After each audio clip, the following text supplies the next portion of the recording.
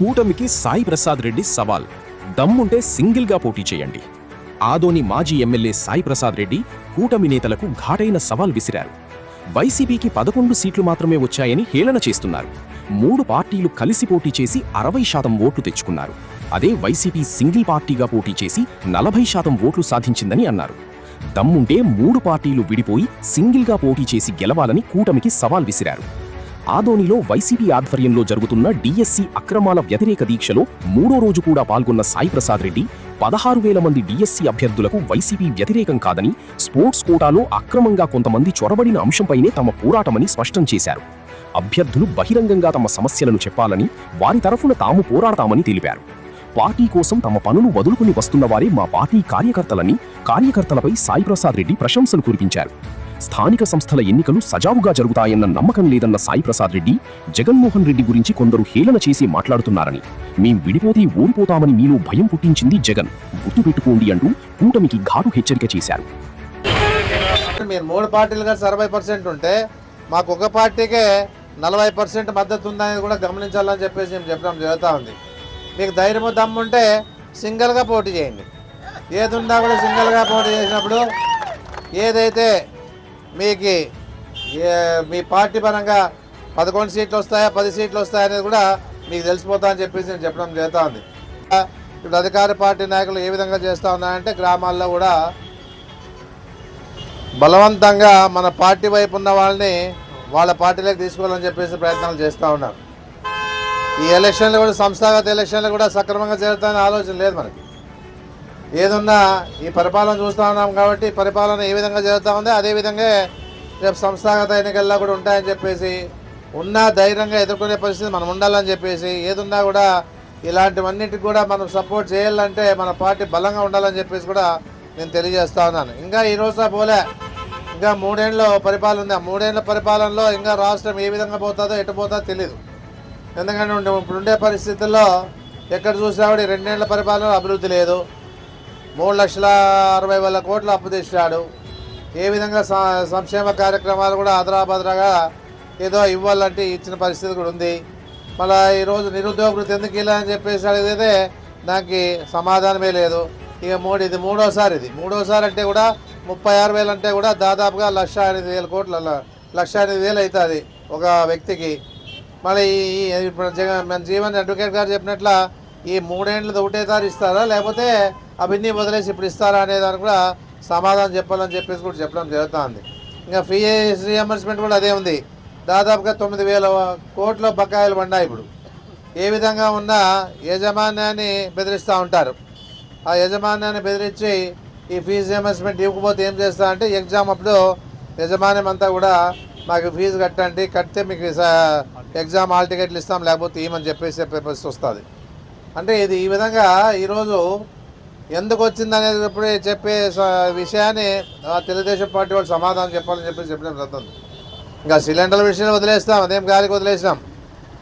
ఇంకా ఆదరాబాదరాగా free bus పెట్టినారు. ఇంకా అది ఎక్కుతారో పోతారో ఉంటారో కొట్లాడతారో అది వాళ్ళ ఇష్టం. అది ఇకపోతే రైతు భరోసా విషయంలో కూడా ఆదరాబాదరాగా ఏదో సెంట్రల్ గవర్నమెంట్ వచ్చిన డబ్బులు వేస్తారు, మళ్ళీ మిగతా ఇచ్చినాయో లేదో కూడా తెలియదు. గతంలో మాదిరిగా ఇప్పుడు లేదు. ఇది కూడా గతంలో చెప్పిన డేట్ ప్రకారంగా అన్నీ సక్రమంగా జగన్మోహన్ రెడ్డి గారు అందించేవాళ్ళు. ఏదున్నా 2 ఏళ్ళ కరోనా వచ్చినా కూడా జగన్మోహన్ రెడ్డికి ఎదుర్కొనేదానికి వాళ్ళు కాపాడుకుంటూ ఈ ప్రభుత్వాన్ని ముందుకు తీసుకుపోతూ ఇచ్చిన హామీలు నెరవేర్చుకుంటూ ముందుకు పోయిన పరిస్థితి ఉందని చెప్పేసి కూడా మనందరికీ తెలుసు. ఆ విధంగా పరిపాలన ఉండాలి. కానీ మళ్ళీ ఏమన్నా అంటే 11 సీట్లే మీరు పరిమితమైనారంట. వాస్తవమే, మీరు ఈవీఎంలంతా దోపిడీ చేసినప్పుడు ఏమవుతుందంటే 11 వచ్చినాయి, సంతోషమే.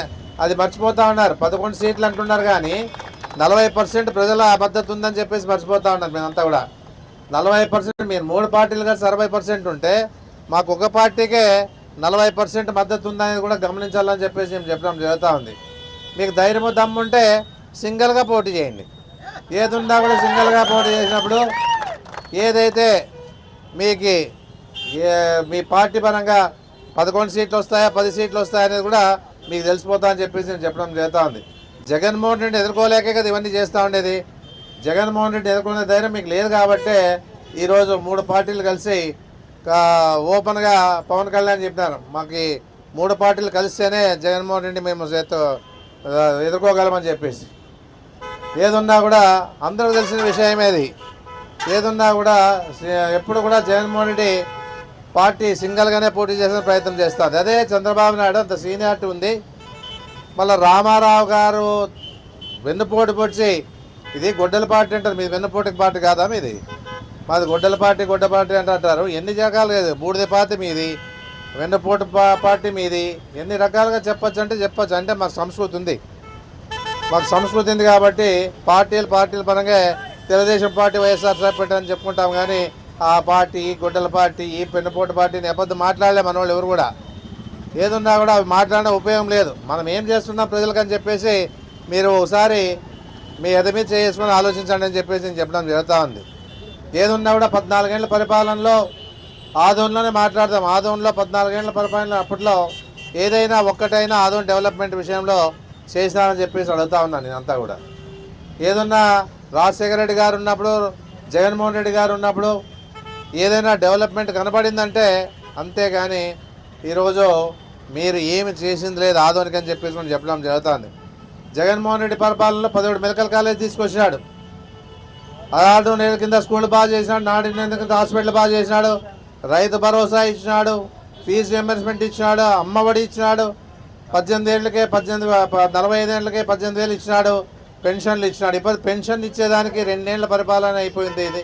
ఈ పెన్షన్లు ఇచ్చే పరిస్థితి కనపడలేదని చెప్పేసి చెప్పడం చేస్తాను.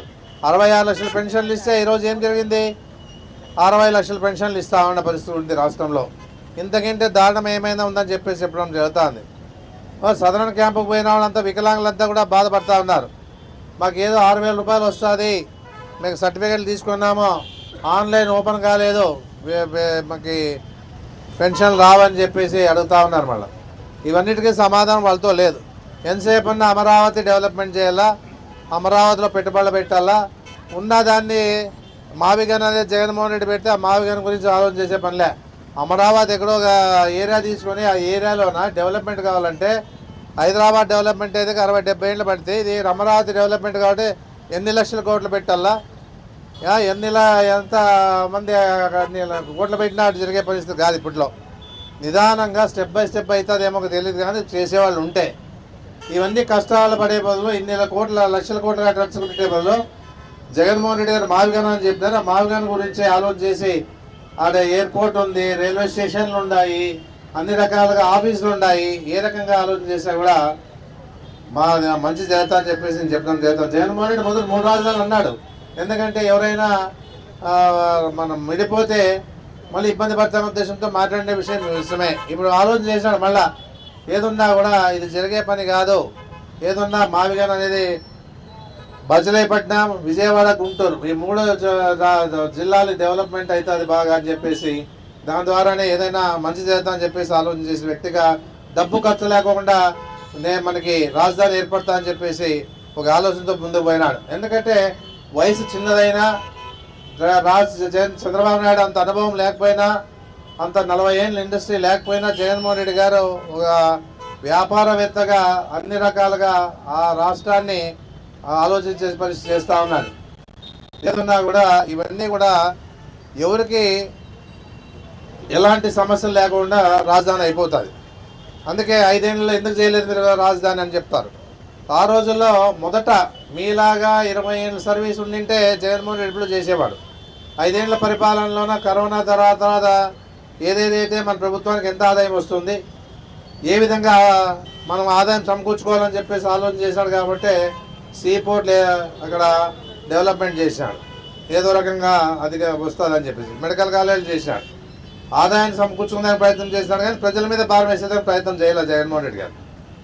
15 మొదట కరెంట్ ఛార్జీలు పెంచినన్న అదే చంద్రబాబు నాయుడు గారు 15,500 కోట్లు ప్రజల మీద భారం వేశారు.